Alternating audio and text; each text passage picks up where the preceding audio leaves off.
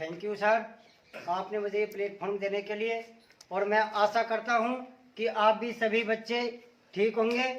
तो बच्चे देखिए, आज अपन का जो टॉपिक रहेगा वो टॉपिक रहेगा कि ये क्वेश्चन होता है कि सर अपन को विश्व का जो नक्शा है वो किस प्रकार से भरना है, इसकी कोई शॉर्ट ट्रिक्स है क्या कि हम पूरे नक्शे को चुटकियों में भर लें।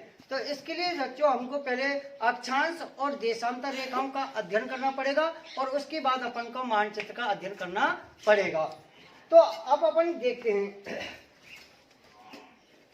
तो अक्षांश रेखाएं किसे कहते हैं?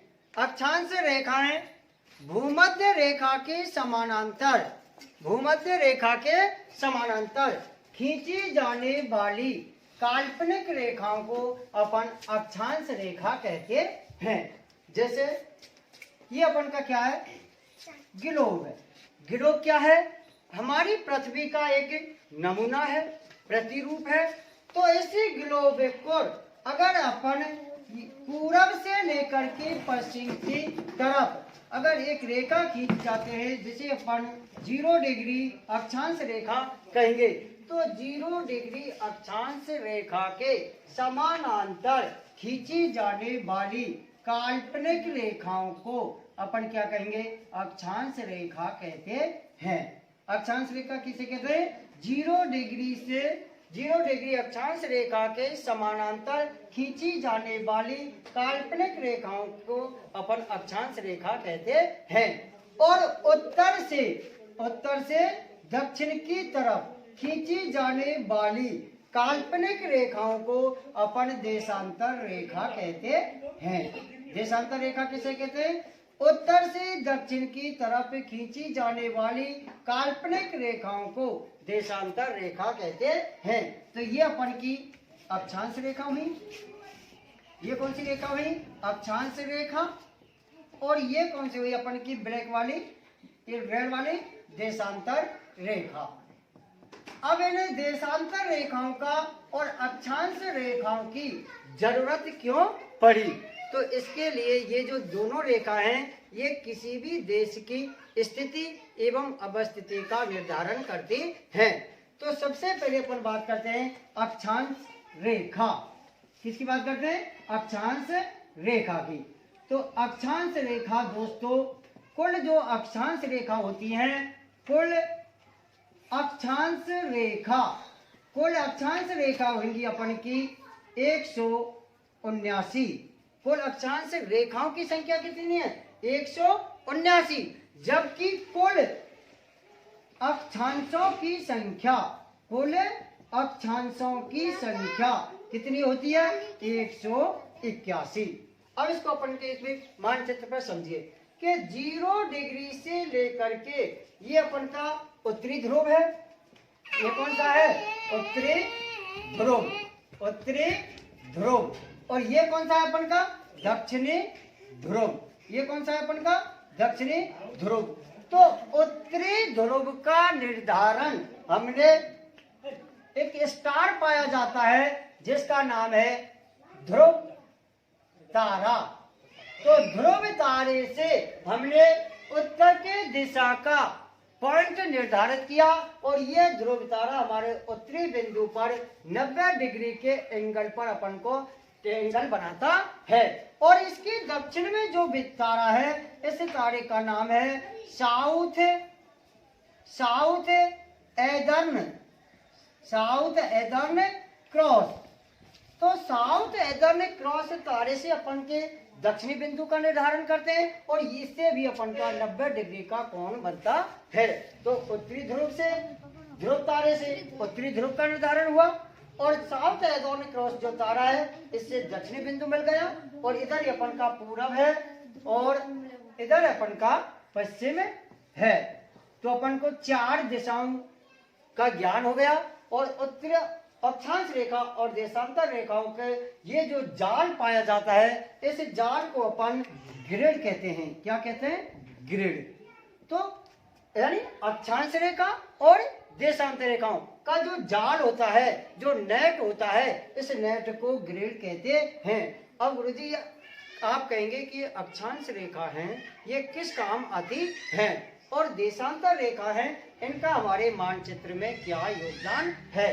तो अपन बात करके तो 0 डिग्री से लेकर के जैसे जैसे अपन उत्तर की तरफ जाएंगे तो एक रेखा आती है 23.5 डिग्री उत्तरी अक्षांश रेखा। 23.5 डिग्री उत्तरी अक्षांश रेखा। इस 23.5 डिग्री उत्तरी अक्षांश रेखा का नाम है दोस्तों कर्क रेखा। कर्क रेखा। और ऐसे ही 0 डिग्री से दक्षिण की तरफ नीचे की तरफ भी 23.5 डिग्री 23.5 डिग्री दक्षिणी अक्षांश रेखा एक पाई जाती है, जिसको अपन कहते हैं मकर रेखा। क्या कहते हैं? मकर रेखा।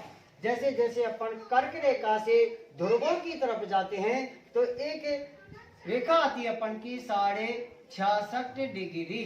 कौन सी रेखा आती है? 66.5 डिग्री। और इस 66.5 डिग्री जो उत्तरी अक्षांश जो रेखा है, इस रेखा को नाम देंगे अपन आर्कटिक रेखा। क्या नाम देंगे? आर्कटिक रेखा। तो 66.5 डिग्री को 66.5 डिग्री जो उत्तरी अक्षांश जो रेखा है उसे उसका दूसरा नाम क्या है? तो आर्कटिक रेखा। ऐसे ही दक्षिण में भी 66.5 डिग्री पर एक दक्षिणी 66.5 डिग्री एक दक्षिणी अक्षांश रेखा पाई जाती है, जिसे अपन अंटार्कटिक रेखा कहते हैं। इसे अपन क्या नाम देंगे? अंटार्कटिक रेखा। तो इस प्रकार से अपन ने अक्षांश रेखाओं का वर्गीकरण किया, क्लासिफिकेशन किया। अब है ना, ये जो अक्षांश रेखा है, ये अक्षांश रेखा अकेली अक्षांश रेखा किसका निर्धारण करती है बच्चों? जलवायु का निर्धारण करती है, क्लाइमेट का निर्धारण करती है। कैसे?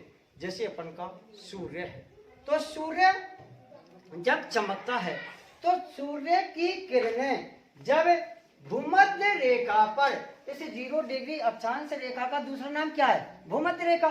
तो 0 डिग्री अक्षांश रेखा पर जब सूर्य की किरणें इस पर सीधी किरणें पड़ेंगी तो यहाँ का टेम्परेचर क्या हो जाएगा? हाई हो जाएगा। तो ये जो क्षेत्र है, इस क्षेत्र में उष्ण कटिबंधीय किसका निर्माण होगा? उष्ण कटिबंधीय क्षेत्र का निर्माण होगा। यानी ये जो क्षेत्र है, इस क्षेत्र में अपन के में ITCZ क्या होगा? ITCZ internal tropical convention zone. तो इस ये जो क्षेत्र है, इससे अपन का उष्ण कटिबंधीय क्षेत्र रहेगा। इसके बाद जो 23.5 डिग्री जो रेखा है, उस रेखा को अपन दूसरे नाम अश्व अक्षांश रेखा के नाम से भी जानते हैं। तो इस प्रकार से अपन ने अक्षांश रेखाओं का अध्ययन किया। और अपन की जो देशांतर रेखा है, देशांतर रेखाओं की संख्या, देशांतर रेखाओं की संख्या, तो देशांतर रेखाओं की संख्या होती है 360। देशांतर रेखाओं की संख्या कितनी होती है? 360। और ये देशांतर रेखा अपन ने क्या पढ़ी थी कि उत्तर से दक्षिण की तरफ खींची जाने वाली काल्पनिक रेखाओं को देशांतर रेखा कहते हैं। तो ये अपन की कौन सी रेखा है? देशांतर रेखा। ये कौन सी रेखा है अपन की? देशांतर रेखा। अब ये जो 0 डिग्री जो देशांतर रेखा है, ये हमारे ब्रिटेन का एक शहर है, ग्रीन बीच शहर। तो ग्रीन बीच शहर के मध्य से होकर के, ग्रीन बीच शहर के मध्य से होकर के यह रेखा गुजरती है, इसलिए अपन इस रेखा को ग्रीन बीच रेखा के नाम से भी जानते हैं। अब 0 डिग्री देशांतर रेखा से इधर की तरफ अपन पश्चिम की जब तरफ जाएंगे तो यहाँ पर टोटल होती है 180 रेखाएं, 180 रेखाएं। और 0 डिग्री से अपन पूरब की तरफ जाएंगे तो 180 रेखाएं। तो 180 और 180 कितने हो गए? 360। 360 प्लस अपन के 0 डिग्री अक्षांश रेखा, तो कितने हो गए? 361। अब अभी तो आप गुरुजी आप कह रहे थे कि देशांतर रेखाएं 360 होती हैं, लेकिन अभी यहाँ पर आप बता रहे हो कि 361 रेखाएं होती हैं। तो दोस्तों जब इस ग्लोब को अपन एक समतल कागज पर मानचित्र को निरूपित करते हैं तो हमारी पृथ्वी क्या है, गोल है। पृथ्वी क्या अपन की गोल है। तो अगर इसे कागज को अपन समतल कागज पर निरूपित करेंगे तो ये जो दो रेखा हैं ये दोनों की ओर हो जाएंगी, और अगर अपन इस ग्लोब को वापस ग्लोब में आएंगे तो ये जो दोनों रेखा हैं ये एक दूसरे के पैरेलल रह जाएंगे, इसलिए अपन इस रेखा को एक ही संभालते हैं। तो इस प्रकार से कुल देशांतर रेखाओं की संख्या 361 न होकर के कितनी होंगी, 360।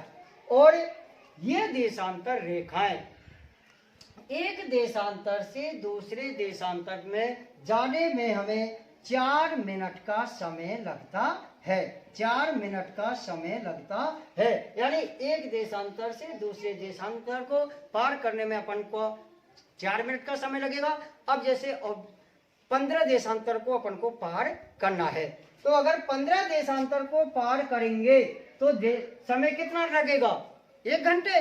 कैसे, 15 गुना 4, 15 चौका 60, यानी 1 घंटे में ये 60 मिनट आ गई, और 60 मिनट का क्या होता है, 1 घंटा। तो 1 घंटे में हमको 15 देशांतर को अपन पार कर सकते हैं। तो इन देशांतर रेखाओं से किसी भी देश का समय ज्ञात किया जाता है, जबकि अकेली अक्षांश रेखाओं से जो अपन की जो अक्षांश रेखा थी, इन अक्षांश रेखाओं से किसी भी देश की में जलवायु का निर्धारण होता है। और जब ये अक्षांश रेखा और देशांतर रेखा ये दोनों मिलती हैं तो अपन किसी भी देश की स्थिति एवं अवस्थिति को निर्धारित करते हैं। कैसे, जैसे अपन पढ़ते हैं अपन का भारत, तो भारत पढ़ते हैं तो अपन ने पढ़ा कि ये 0 डिग्री अक्षांश रेखा है और ये 0 डिग्री देशांतर रेखा है। तो अपन पढ़ते हैं कि भारत देश 8 डिग्री, कितना, 8 डिग्री 4 मिनट से 37 डिग्री 6 मिनट उत्तरी अक्षांश पर स्थित है, और 68 डिग्री और 7 मिनट से 97 डिग्री और 25 मिनट पूर्वी देशांतर के मध्य स्थित है। इसका मतलब हमारा भारत देश इस जगह पर स्थित है। इन देशांतरों के मध्य में हमारा भारत देश है, जो कि अक्षांश और देशांतर रेखाएं इसकी स्थिति और अवस्थिति को निर्धारित करते हैं। अब इसी को अपन एक मानचित्र के माध्यम से अध्ययन करेंगे। तो ये अपन का विश्व का मानचित्र है, और इस मानचित्र में अपन महाद्वीप और महासागर और उन देशों का अध्ययन करेंगे। तो सबसे पहले ये अपन का विश्व का मानचित्र है, और इस विश्व के मानचित्र में ये अपन की जो 0 डिग्री जो अक्षांश देशांतर जो रेखा है, ये 0 डिग्री देशांतर रेखा अफ्रीका क्या है, मकर रेखा। क्या नाम है, मकर रेखा। इसका नाम क्या है, भूमध्य रेखा। इसका नाम क्या है, भूमध्य रेखा। और 23.5 डिग्री उत्तर में जो रेखा पाई जाती है उसको अपन कहते हैं कर्क रेखा। अब इन रेखाओं से भी क्वेश्चन कभी कभी पूछ लिए जाते हैं। तो एकमात्र ऐसी रेखा जो जैसे अपन की मकर रेखा है, तो मकर रेखा को कौन सी नदी 2 बार काटती है, तो मकर रेखा को अफ्रीका महाद्वीप में एक लैंडपूल नदी है। कौन सी नदी है, लैंडपूल नदी। कौन सी है, लैंडपूल। लैंडपूल जो नदी है ये मकर रेखा को 2 बार काटती है, जबकि भूमध्य रेखा को अफ्रीका महाद्वीप में ही एक नदी है, कांगो नदी। कांगो नदी, तो कांगो नदी इसको 2 बार काटती है। तो भूमध्य रेखा को काटने वाली नदी कौन सी है, कांगो, और मकर रेखा को काटने वाली कौन सी नदी है, लैंडपूल नदी। ऐसे ही अपन की कर्क रेखा को भी 2 बार काटने वाली जो नदी है वो है हमारी राजस्थान की माही नदी। कौन सी है, माही नदी। ये माही नदी मध्य प्रदेश के धार जिले के अमरोलू नामक स्थान से निकलती है, और ये राजस्थान के बांसवाड़ा जिले के खादू गांव में प्रवेश करती है और उसके बाद डूंगरपुर की सीमा बनाते हुए और वापस कहाँ पर चली जाती है, गुजरात में। तो तीनों रेखाओं को तीनों नदियां दो दो बार काटती हैं। पहली मकर रेखा, मकर रेखा को कौन सी नदी काटती है, लैंडपोल नदी। भूमध्य रेखा, भूमध्य रेखा को कौन सी नदी काटती है, कांगो नदी। और कर्क रेखा, कर्क रेखा को दो बार काटती है, माही नदी। अब इसके बाद अपन अध्ययन करेंगे विश्व के मानचित्र में प्रमुख देश। तो सबसे पहले अपन बात करते हैं, ये अपन का देश है कनाडा। ये कौन सा देश है, कनाडा, कनाडा। ये देश कौन सा है, कनाडा। कनाडा के जस्ट नीचे आपको जो हरे कलर में दिखाई दे रहा है, ये देश है यूएसए, संयुक्त राज्य अमेरिका। और इस संयुक्त राज्य अमेरिका में एक पांच झीलें पाई जाती हैं। जो वो झीलें हैं, उन झीलों का कभी कभी क्या है, क्रम पूछ लिया जाता है। कौन कौन सी हैं? तो सबसे पहले आप जैसे होम की मीनिंग क्या लिखोगे आप, HOME, HOME। और HOME में अपन S लगा जाते हैं तो ये क्या बन जाएगा, होम्स। तो होम्स में H का मतलब है ह्यूरी। H का मतलब क्या है, ह्यूरिन, ह्यूरिन। दूसरी अपन की जो झील है वो है अमेरिका की ओंटेरियो, ओंटेरियो। और तीसरी जो नदी है वो नदी है बच्चों मिशिगन। कौन सी नदी है, मिशिगन सॉरी झील। और चौथे नंबर की जो झील है वो झील है एरी झील, एरी। और पांचवें नंबर की जो झील है वो है सुपीरियर, सुपीरियर। तो ये जो सुपीरियर झील है, ये इन पांचों झीलों में से सबसे बड़ी झील है। और ये पांचों झीलें मीठे पानी की झील हैं। तो ये कौन से देश में स्थित है, उत्तरी अमेरिका में। ये जो पांच झीलें हैं, ये पांच झीलें इस प्रकार से पाई जाती हैं, जिनको अपन शॉर्ट में होगा HOMES, ह्यूरिन, ओंटेरियो, मिशिगन, एरी और सुपीरियर। इसके बाद अपन का देश आता है मैक्सिको। जो अपन के ये पूंछ की तरह जो अपन को आकृति दिखाई दे रही है, ये कौन सा देश है, मैक्सिको, मैक्सिको। तो मैक्सिको की राजधानी क्या है, मैक्सिको सिटी। यूएसए की राजधानी क्या है, वाशिंगटन डीसी। और कनाडा की राजधानी क्या है, ओटावा। इसके बाद अमेरिका का ये जो प्रांत है, ये प्रांत है अलास्का। ये प्रांत कौन सा है, अमेरिका का ही है, अलास्का। इसके बाद अपन ये से जो पूरा भाग है इसको अपन महाद्वीप में बताते हैं, तो ये उत्तरी महाद्वीप है। और इसके बाद ये जो महाद्वीप है ये है अपन का दक्षिणी अमेरिका महाद्वीप। और दक्षिणी अमेरिका महाद्वीप में सबसे पहले जो ये लंबवत जो देश आता है, इस देश का नाम है चिली। इस देश का नाम क्या है, चिली। और ये चिली वही देश है जहां पर विश्व की सबसे लंबी पर्वतमाला, कौन सी, एंडीज। विश्व की सबसे लंबी पर्वतमाला कौन सी है, एंडीज पर्वतमाला। तो ये एंडीज पर्वतमाला इस देश के समानांतर फैली हुई है। इसके बाद अपन का देश आता है, ये जो रेड कलर में आपको दिखाई दे रहा है, ये है अपन का पेरू। ये देश कौन सा है, पेरू। और पेरू एक ऐसा देश है जहां पर अपन समुद्रीय धाराओं का जब अध्ययन करेंगे तो वहां पर एक गर्म धारा आती है, हम्बोल्ट की धारा। तो हम्बोल्ट की धारा पेरू के तट से टकराती है। और उसके बाद है अपन का एक देश है छोटा सा, मैक्सिको, सॉरी इक्वेडोर। कौन सा देश है, इक्वेडोर। और इस इक्वेडोर की राजधानी क्या है, इक्वेडोर सिटी। तो इक्वेडोर, उसके बाद है कोलंबिया। ये कौन सा देश है, कोलंबिया। ये देश कौन सा है, कोलंबिया। और कोलंबिया के बाद ये जो पीले कलर में आपको दिखाई दे रहा है, ये देश है ब्राजील। ये देश कौन सा है, ब्राजील।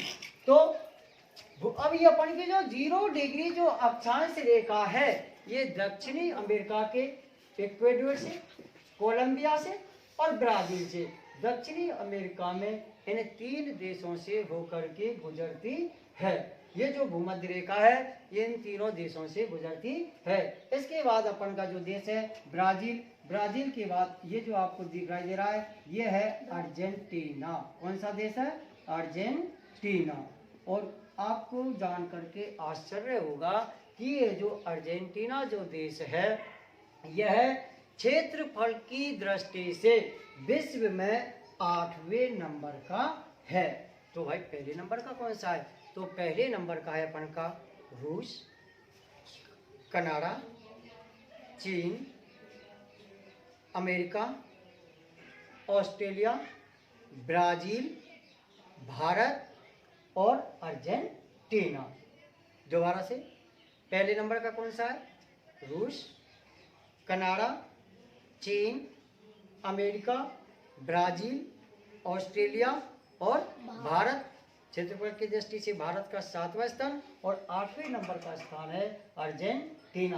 तो दक्षिणी अमेरिका में ये महत्वपूर्ण अपन के देश थे। उत्तरी अमेरिका में अपन ने महत्वपूर्ण देश 3 देश पढ़े थे। इसके बगल में ये है अपन का ग्रीनलैंड। ये कौन सा है? ग्रीनलैंड। तो कनाडा और ग्रीनलैंड के बीच में यहाँ पर एक खाड़ी है, हडसन की खाड़ी।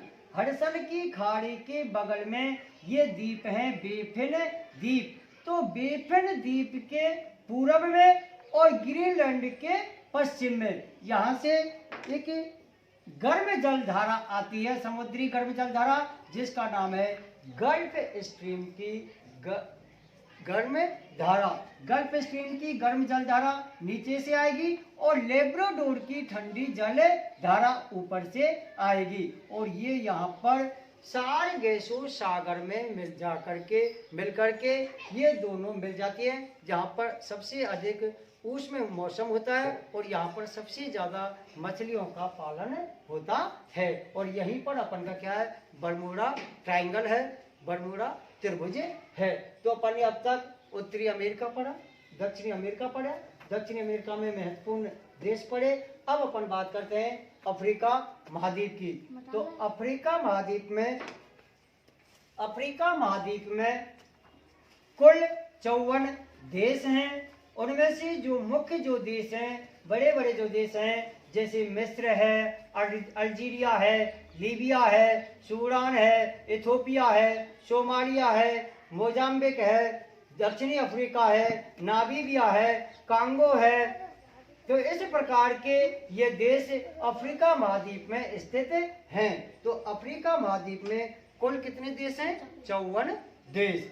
तो सबसे पहले अफ्रीका महाद्वीप के भी ये जो अपन को महासागर जो दिख रहा है ये है भूमध्य सागर। ये कौन सा है? भूमध्य सागर। ये भूमध्य सागर, ये भूमध्य सागर है। और इसके दक्षिण में, इसके इधर की तरफ ये जो सागर है ये है अपन का लाल सागर। लाल सागर। तो लाल सागर और भूमध्य सागर को जोड़ने के लिए 1869 में, कब? 1869 में फर्डिनेंड लेप्लेसी के द्वारा, फर्डिनेंड लेप्लेसी के द्वारा 1869 में यहाँ पर एक नहर का निर्माण किया गया। और इस नहर का निर्माण था स्वेज नहर। स्वेज नहर। और इस स्वेज नहर का निर्माण 1869 में फर्डिनेंड लेप्लेसी के द्वारा किया गया, जिसमें भूमध्य सागर और लाल सागर को जोड़ा गया। अब इस स्वेज नहर के निर्माण से क्या अपन को आसानी हुई? तो सबसे पहले ये अपन का यूरोप महाद्वीप है और यूरोप महाद्वीप में यहाँ पर ये ब्रिटेन देश है। और ब्रिटेन से जब व्यापार होता था, जब पुर्तगाली भारत आते थे तो उनको पुर्तगाली आए, डच आए फ्रांसीसी आए और अंग्रेज आए। तो ये इस रास्ते से होकर के मेडागास्कर द्वीप के पास होकर के भारत में क्या करते थे, व्यापार करते थे। तो ये इनको क्या था, एक लंबा रास्ता तय करना पड़ता था। तो इस रास्ते को कम करने के लिए और भूमध्य सागर से और सीधे लाल सागर से नावों के माध्यम से, जहाजों के माध्यम से, और ये सीधे कहाँ पर जाते थे, भारत में जाते थे। तो इसलिए ये अपन का भूमध्य सागर है, लाल सागर है और स्वेज नहर का निर्माण किया गया। अब इसके ऊपर आपको दिखाई दे रहा होगा, ये जो सागर है, ये सागर है अपन का काला सागर। कौन सा सागर है, काला सागर। काला सागर के जस्ट पूर्व में आपको ये जो कॉकरोच की सी जो आकृति आपको दिखाई दे रही है, यह है अपन का कैस्पियन सागर। कैस्पियन सागर। तो काला सागर, कैस्पियन सागर, भूमध्य सागर, लाल सागर, और ये जो देश है अपन का सऊदी अरब। जैसे अब कुछ लोग कहते हैं कि भाई हमारे घर वाले कहाँ पर काम करने के लिए गए, सऊदी अरब। तो सऊदी अरब जो देश है वो कौन सा है, ये है सऊदी अरब के पूर्व में। ये कौन सी है, अदन की खाड़ी। ये कौन सी है, अदन की खाड़ी। तो अदन की खाड़ी है, अदन की खाड़ी के पास ये अपन का अरब सागर है, ये बंगाल की खाड़ी है, और यहाँ पर है ये अपन का हिंद महासागर। तो अपन ने भूमध्य सागर पढ़ा, काला सागर पढ़ा, कैस्पियन सागर पढ़ा, अदन की खाड़ी पढ़ी, अरब सागर पढ़ा, बंगाल की खाड़ी और हिंद महासागर। अब इसमें अपन की जो मुख्य जो देश है, इसमें से अफ्रीका महाद्वीप का ये जो देश है, इस देश का नाम है अल्जीरिया। क्या नाम है, अल्जीरिया। और ये है अल्जीरिया के बगल में जो ये देश है, ये देश है लीबिया। कौन सा देश है, लीबिया। और लीबिया की राजधानी क्या है, त्रिपोली। और यहाँ पर जैसे अपन के यहाँ पर ग्रीष्म ऋतु में जो गर्म पवनें चलती हैं उनको अपन क्या कहते हैं, लू कहते हैं। तो इसी प्रकार से लीबिया में गर्म पवनों को गिबली के नाम से जानते हैं। किसके नाम से जानते हैं, गिबली के नाम से। तो ये अपन का लीबिया है। लीबिया के बाद अपन का ये जो देश है, ये है अपन का मिस्र देश। कौन सा देश है, मिस्र देश। तो ये अपन का मिस्र देश है, और इस मिस्र देश से ही आपको विश्व की सबसे लंबी नदी, क्या, विश्व की सबसे लंबी नदी कौन सी, नील नदी। तो नील नदी मिस्र से होकर के और भूमध्य सागर में जाकर के गिरती है।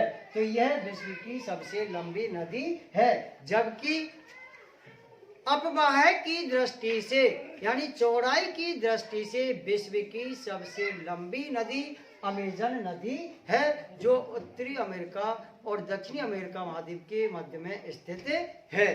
तो ये अपन का उत्तरी अमेरिका है और ये दक्षिणी अमेरिका है। इन दोनों के मध्य में जो नहर बनाई गई थी उसे अपन अमेजन नहर के नाम से जानते हैं। तो इस प्रकार से ये अपन का मिस्र देश है, अल्जीरिया है, लीबिया है और सऊदी अरब है, और ये है अपन का सूडान। ये कौन सा देश है, सूडान। और सूडान की राजधानी क्या है, खार्तूम। खार्तूम के बाद अपन का सूडान के पश्चिम में ये जो देश है, ये देश है चाड। चाड के बगल में आपको दिखाई देगा नाइजीरिया। नाइजीरिया के बगल में आपको दिखाई देगा पश्चिम की तरफ माली, और मालिया के बाद माली के पश्चिम में जो देश है वो है मोराटानिया। कौन सा देश है, मोराटानिया। मोराटानिया के देश के पास यहाँ पर ये जो खाड़ी है ये गिनी की खाड़ी है। गिनी की खाड़ी के पास से कांगो, अंगोला, नामीबिया, दक्षिणी अफ्रीका, ये कौन सा देश है, दक्षिणी अफ्रीका। तो इन देशों, ये जो मुख्य जो देश हैं ये अफ्रीका महाद्वीप में पाए जाते हैं। एक देश है अपन का सोमालिया। सोमालिया की राजधानी क्या है, मोगादिशु।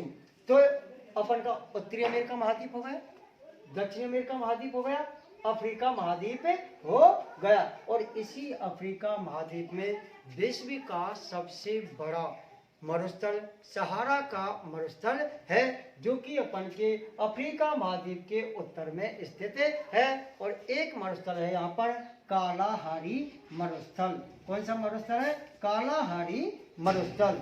ऐसे कालाहारी मरुस्थल के बगल में जो अपन के नीचे जो दक्षिण अफ्रीका जो देश है, यहाँ पर सोने की और हीरे की दो खान पाई जाती है। तो सोने की खान है जोहान्सबर्ग और हीरे की खान है किम्बरले।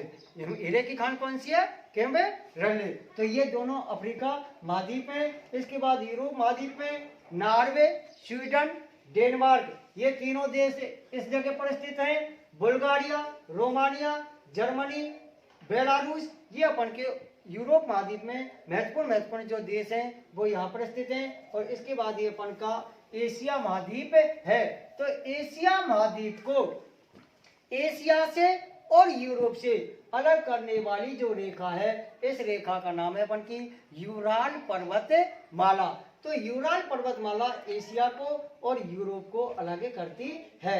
अब आपको जो दिखाई दे रहा है, ये अपन का जो भारत है, ये है भारत प्राचीन समय में, यानी आज से काफी समय पहले, ये भारत का जो दक्षिणी जो भाग है, जिसे अपन प्रायद्वीपीय भारत कहते हैं।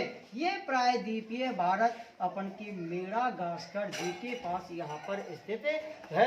जब अपन ने पढ़ा था कि जब गोंडवाना लैंड का विघटन हुआ था, और ये अपन के पृथ्वी पर 3 परतें पाई जाती हैं। पहली परत है क्रस्ट, दूसरी परत है मेंटल और तीसरी परत है कोर। ये कौन सी है? क्रस्ट। और ये कौन सी है? मेंटल। और ये कौन सी है?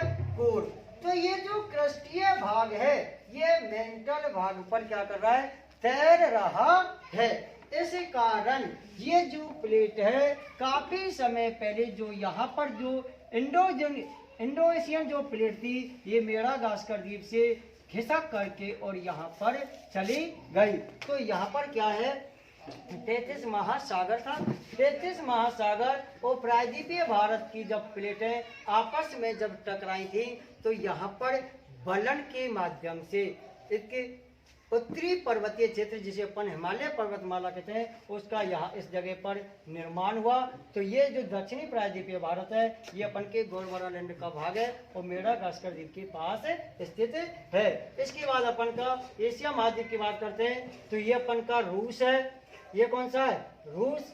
ये चीन, मंगोलिया की राजधानी क्या है? उलान बटोर। और इसी मंगोलिया में गोबी का मरुस्थल स्थित है।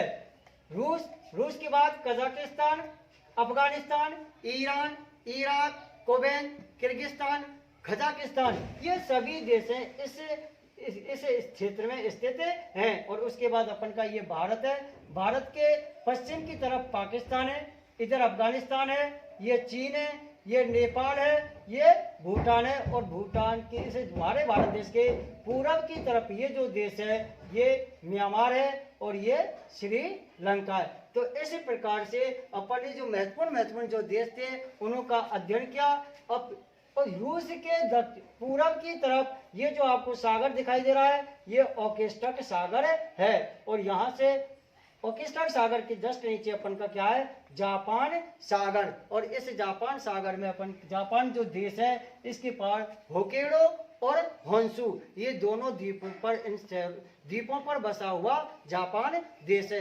तो विश्व का सबसे बड़ा जो द्वीप है वो कौन सा? अपन का ग्रीनलैंड।